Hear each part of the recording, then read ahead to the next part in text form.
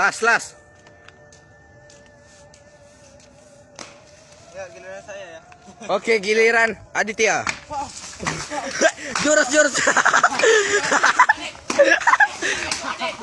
Dit, jangan arah sini, dit. Adit jangan, nampak bodoh, nampak.